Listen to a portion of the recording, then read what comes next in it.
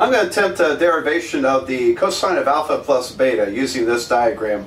And if it doesn't work, I guess you won't know about it. I'll just do it a different way and get it fixed. So anyway, here's my picture. And I just glanced at my textbook. I see I'm a little bit different than what they do. So I have a different approach. Alright, so I put, here's angle beta, and here's angle alpha.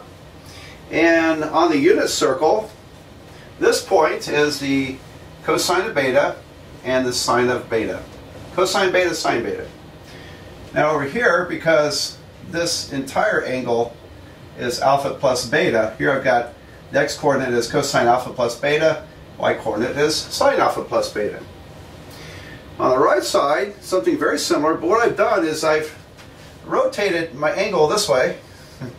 Alright, so I rotated it, and here is angle alpha. I drew it intentionally obtuse, larger than 90 degrees, so it will really stand out. And this point now is simply cosine alpha, cosine beta, and over here, I'll leave that point, that's the 1, 0. Alright, so what do you do with this? I'm going to calculate these distances, because those distances are equal, aren't they? If I just spin this around, it's the same obtuse triangle. Same obtuse triangle, which means this long side is going to equal that long side. So, what do we get with this? Do you mind if I just erase the bottom part of the circle here? We don't need it. Give me a little bit more room to work with. Alright, well, the complicated one is over here. And where did my pen go? Here it is. The think of this as a right triangle. I'm basically using the distance formula, but if I draw this little right triangle, okay, then I can use Pythagorean theorem. So the base of the triangle is the horizontal length. That's the difference between this angle and this angle. So I've got, oops, blue pen, here it is. That difference is cosine alpha plus beta. Kind of sloppy there, sorry. Cosine alpha plus cosine alpha plus beta minus cosine beta. And we're going to end up squaring these. So the order in which I write the subtraction won't matter, because Pythagorean theorem will have the base squared, the height squared, equals to the square of the hypotenuse, which is the distance I'm looking for. Alright, so I'll take this difference squared in the x's, and the difference in the y values will be the difference between this sign and that sign. So it's going to be sine alpha plus beta minus sine beta, and that's squared. Alright, now that's this represents the square of the hypotenuse. And over here, that same hypotenuse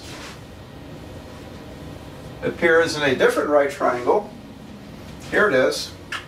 So this red length equals that red length. It's the same length, but the triangle has changed. My right triangle has changed. So in terms of the horizontal distance,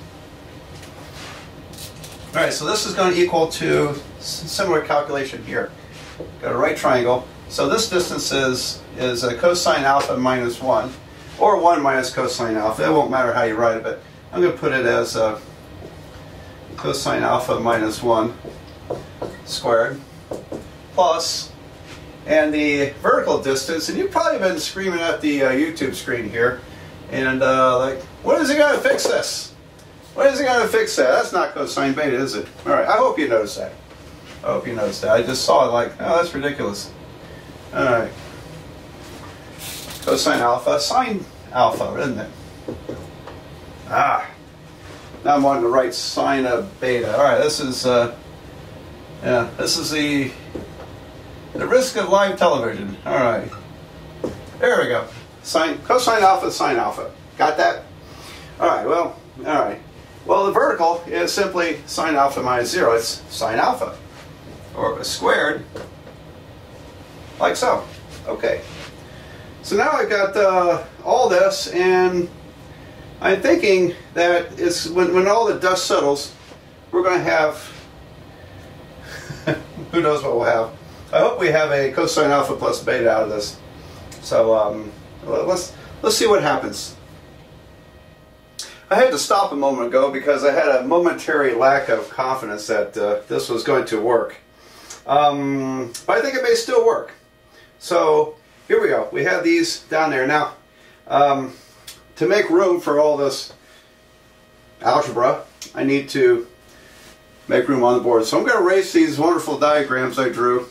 And but you can always go back and look at them in the video. All right, so let's multiply all this out and see what happens.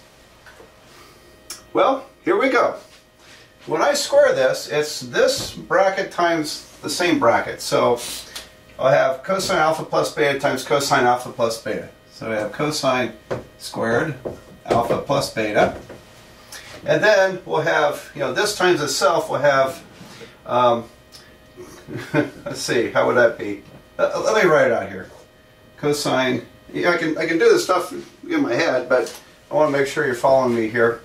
I've got, all right, cosine alpha plus beta minus cosine beta times cosine alpha plus beta minus cosine beta. All right, now when we multiply this, I FOIL it. I already got this part done.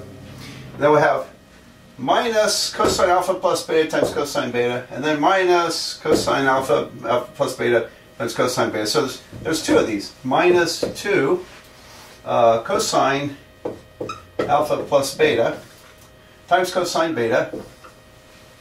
And then finally, so that's this inner term and outer term multiplied together. And then the last term is negative cosine times negative cosine of beta. It's going to be a positive cosine squared beta plus cosine squared beta. So that's this part squared. Then when we square this, it's going to be very similar. Just replace sines with cosines, and we'll get pretty much this expression. So when I square this out, it'll be plus sine squared alpha plus beta minus 2 sine alpha plus beta sine beta, and then plus sine squared beta. All right. Finally, the right side, I need to FOIL this out.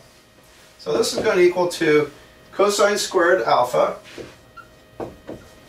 minus 2 cosine alpha plus 1, and then plus sine squared alpha.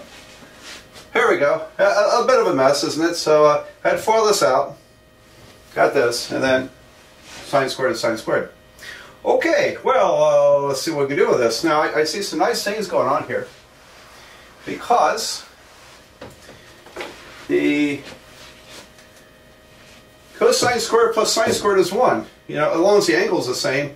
So cosine squared alpha plus beta plus sine squared alpha plus beta is 1. Let me do it this way. That's the number 1. Okay. And then I also have something kind of similar over here. Cosine squared beta plus sine squared beta is 1. Okay. So I've got 1 plus 1 is 2. We have 2 minus 2 cosine alpha plus beta cosine beta minus 2 sine alpha plus beta sine beta. So that's the left side of that equation, simplified down. Down here, I've got another 1 appearing. And so, because cosine squared alpha plus sine squared alpha is 1. 1 plus 1 is 2, last I checked. So that equals to 2 minus 2 cosine alpha. There we go. Now then, what do you do now? Well, these 2's will cancel. Oops, hang on here. Alright, these 2's subtract off, they're gone. And we can divide everything by a minus 2. So I'm going to divide by negative 2. And we end up with cosine alpha plus beta, cosine beta, plus sine alpha plus beta, sine beta is equal to cosine alpha. All right. Well, we have an identity here, don't we? What am I going to do with this? What am I going to do with this? First of all, I got to decide, am I going to keep this in the video? My purpose, you might recall, my purpose was to find an identity for either cosine of alpha plus beta or sine alpha plus beta. And I ended up with this mess. And I'm not sure what to do with it, but it is an identity. So I'm going to probably keep this.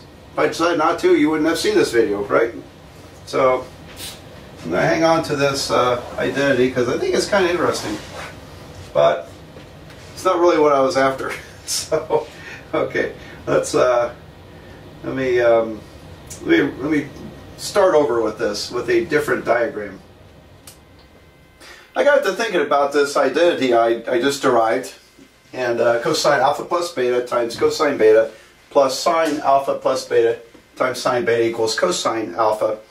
And I derived this by taking a natural geometric approach because my intention was to figure out what is cosine alpha plus beta.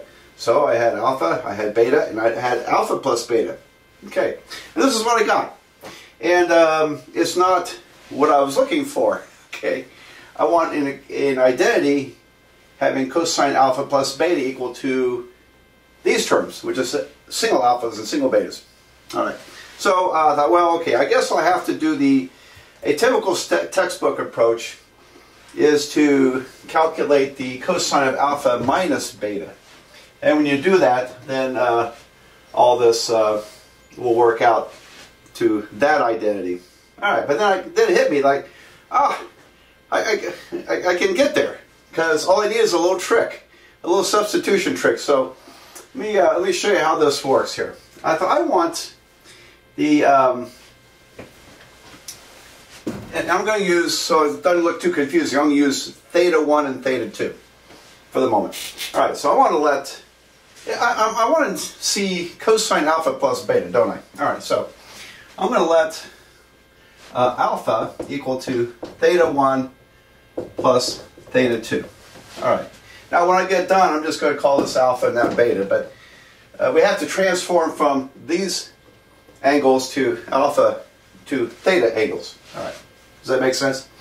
So this right here is cosine theta 1 plus theta 2, and that equals to, now what is alpha plus beta? Well, alpha plus beta would be theta 1 plus theta 2 plus beta. All right. So when I replace alpha plus beta, I got the cosine of theta 1 plus theta 2 plus beta times cosine beta. And then I've got this part plus sine theta 1 plus theta 2 plus beta times sine beta. Alright, so here we are, and it looks like it's gotten worse, hasn't it? I got more stuff up there. But here's the other trick. I want this to be, I want to replace beta with minus theta 2. So I'm going to let beta equal to minus theta 2. And look what happens. It's going to cancel these. I'll have cosine theta 1. Alright, so here we are. We have cosine, this part, theta 1 plus theta 2. And when I replace, that means, you know, alpha plus beta would be theta 1 plus theta 2 minus theta 2. Theta 2's cancel. That's theta 1. Alright. So I have cosine of theta 1 times the cosine of, well, I'm replacing beta with negative theta 2. I don't think that's going to be a problem though. And over here it's very similar. This is going to end up being sine of theta 1 and then sine minus theta 2. Okay, theta 1. What am I doing? Beta is theta 2, sorry. Sine negative theta 2. Alright, so did I get all those substitutions correct? Look at that, it's starting to look like the identity that we derived using Euler's formula. And now all I have to do is deal with cosine of minus theta 2 and sine minus theta 2. And that's pretty easy, because we've talked about this before. Cosine is an even function. That means cosine of negative theta 2 is going to be cosine positive theta 2. So I got cosine theta 1 plus theta 2 equals cosine theta 1 cosine theta 2. And then, but over here, sine's an odd function. Sine of minus theta 2 is going to be negative sine theta 2. So that makes that a minus sine theta 1 sine theta 2. Now look at that, I think we got it. If I just now go back to alpha beta notation, this time I'm just going to let alpha be theta 1 and beta be theta 2. And we end up with the identity. Cosine alpha plus beta equals cosine alpha cosine beta minus sine alpha sine beta. And we got it. So, okay. It's been an odyssey, and not just for you, but also for me, because I've never stuck with it this long in a class. And normally, I don't have a lot of time, quite as much time, because all the other activities in class that you don't get with this video version, that I usually just use Euler's formula to derive these identities.